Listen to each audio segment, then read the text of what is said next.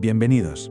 Hoy vamos a sumergirnos en un crimen que a lo mejor no es tan conocido, pero que guarda unos paralelismos que de verdad ponen los pelos de punta con uno de los casos más oscuros de la historia de España. Una historia que, ya les aviso, deja más preguntas que respuestas.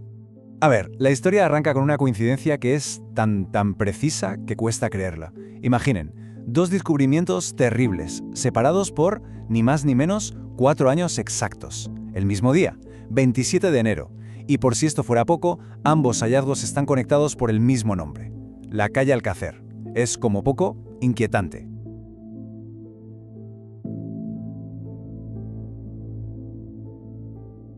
Y esta es la gran pregunta que va a flotar sobre todo lo que vamos a contar. ¿Estamos hablando de un azar macabro? ¿De una simple y terrible casualidad? ¿O de verdad hay algo más oscuro que une estas dos tragedias?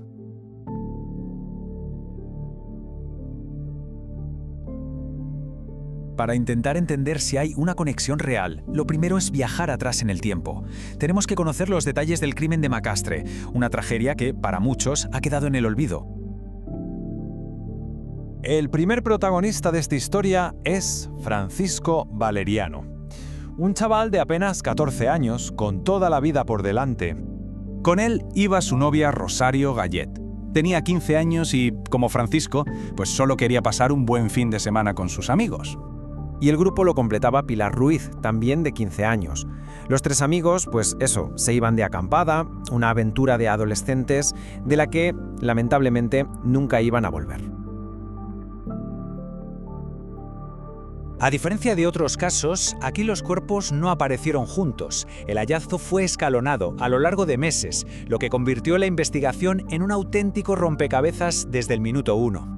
Es que desde el principio la investigación fue un lío de contradicciones y de detalles horribles. Fijaos, el cuerpo de Rosario al principio se dice que no tiene signos de violencia, pero luego los análisis lo desmienten. El de Valeriano aparece envuelto en plástico, tapado con ramas, o sea, ocultado a conciencia. Pero lo de Pilar es de una brutalidad que no tiene nombre. Le amputan una mano y un pie con una sierra mecánica. Y ojo, el hecho de que encontraran las partes por separado sugiere que pudieron mantenerla cautiva, una auténtica pesadilla. Y para colmo, la causa oficial de la muerte de Rosario y Valeriano nunca llegó a determinarse. Y ahora, con todo esto en mente, volvemos a la pregunta del principio.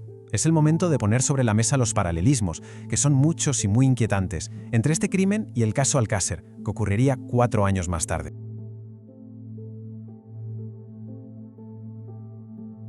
Y es que aquí es donde las similitudes se vuelven casi imposibles de ignorar. Si miramos la tabla es que es abrumador. En ambos casos 3 víctimas adolescentes de entre 14 y 15 años. El último sitio donde se les ve o donde ven a los sospechosos es un bar parador.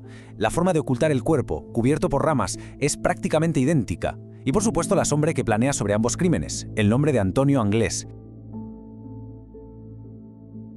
Y por si fuera poco, aquí llega el dato geográfico que de verdad hiela la sangre.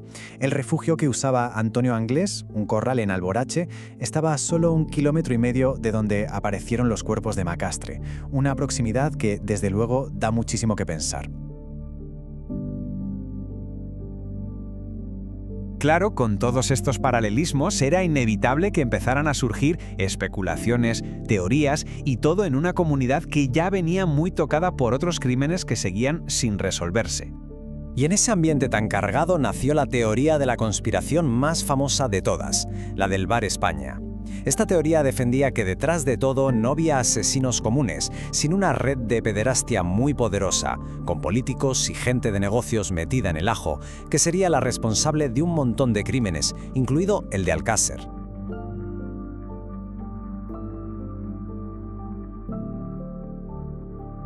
Pero la realidad es bien distinta. A día de hoy, y como deja clara esta cita, sabemos que la teoría del Bar España fue en su mayor parte un bulo. ¿Pudo haber cosas turbias en el local? Sí, pero esa gran trama de asesinatos con gente poderosa implicada resultó que nació de una venganza personal y se fue inflando a base de mentiras. Así que, al final, el punto crucial es este. Si quitamos de la ecuación los bulos y las teorías falsas, ¿qué nos queda? Pues nos quedamos con los hechos, fríos y duros, de un misterio que sigue sin resolverse. 37 años, más de 3 décadas después, y las familias de Pilar, de Rosario y de Francisco siguen sin tener una sola respuesta. Y lo que es peor, el delito ya ha prescrito. Esto significa que legalmente ya nadie podrá ser juzgado por estos crímenes. Nunca.